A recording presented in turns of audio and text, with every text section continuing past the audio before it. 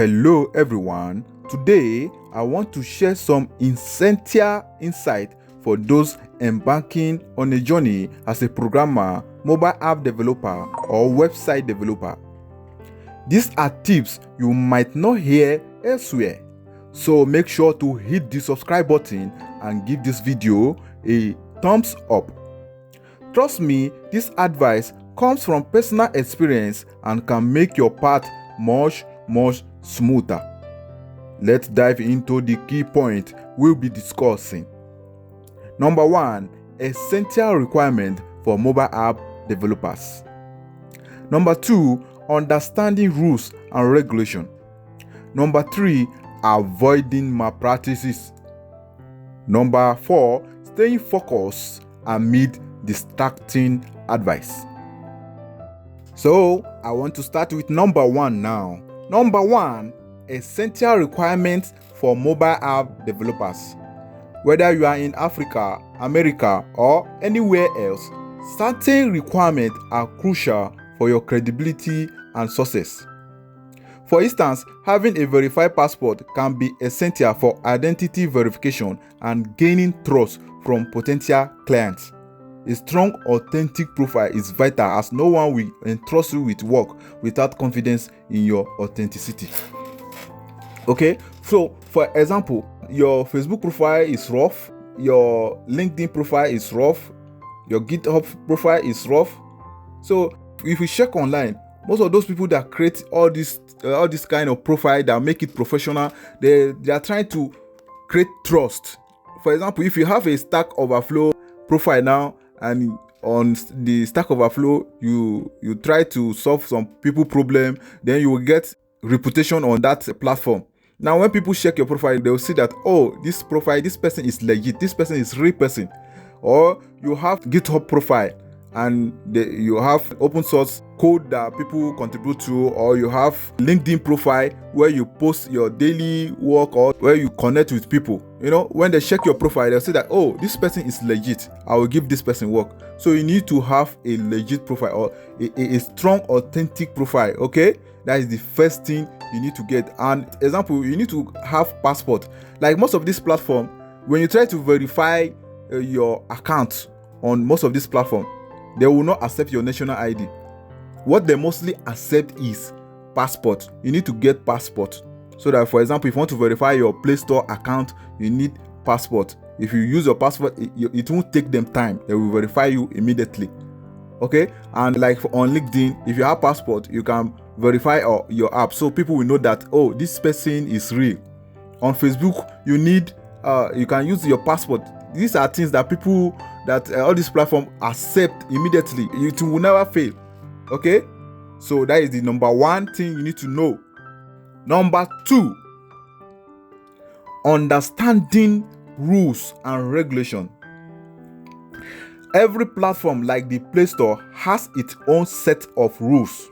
It's essential to familiarize yourself with these guidelines to avoid wasting time and effort on apps that might get rejected.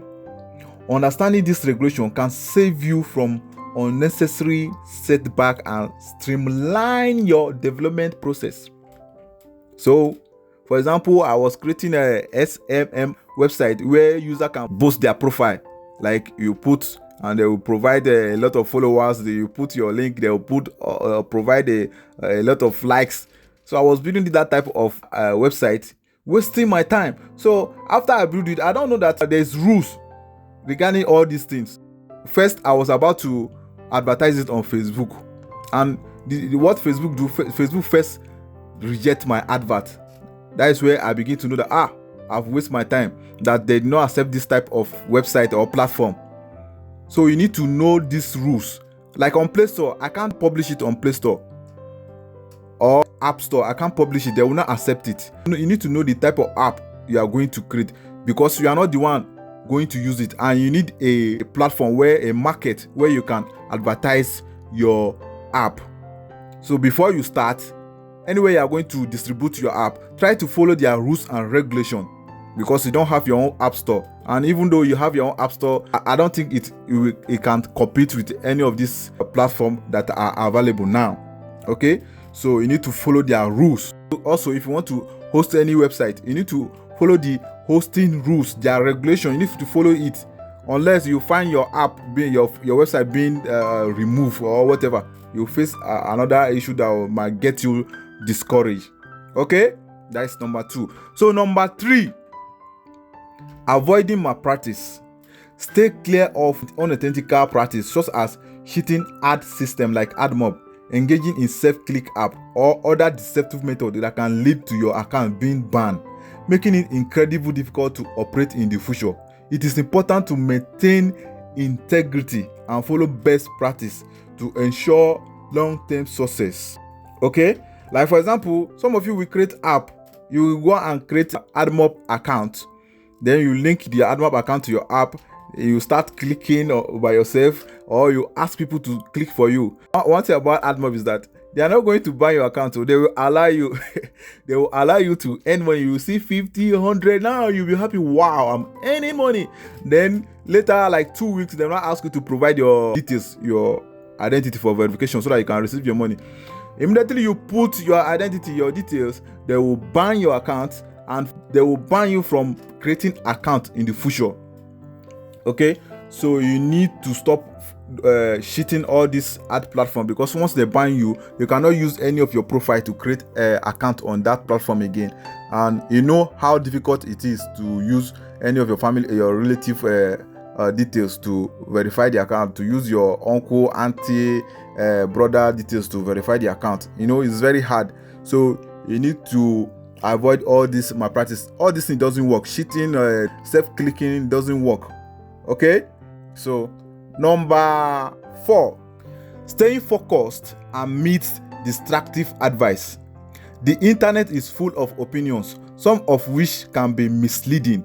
You will come across videos and articles telling you to stop learning certain programming language or frameworks. For instance, you might hear that PHP is outdated, or that JavaScript is dying. This can be distraction. Instead, focus on finding the tech stack that works best for you. Personally, I found PHP and JavaScript with React Native to be effective, while Flutter was challenging for me. Choose what fits your skills and preference. Okay, don't allow anybody to tell you that this is good, this is fast, this is not this is not that, this is that. You have job with this, you don't have job with this. This can read this and that. Oh man, one thing, let me tell you how I choose my stack. I'm not telling you to choose your stack like that. This is where I choose my stack. I learned Flutter for 2 weeks, so I try to create to-do app, simple to-do app with it, and I can't create it. You can see Flutter is very hard for me. Why is very easy for some. Then I try to learn React Native. So I learned React Native 2 weeks, and I was able to create to-do app. So you can see this is how I select my stack, and this is what I'm using now to build app and publish on Play Store, and I'm happy with it. Okay, so you have to select the one that works best for you. Don't follow all this video online, all this thing telling you to do this and this, and this one is good, this one is not. You get distracted, and once you get distracted, they make their money. That is it.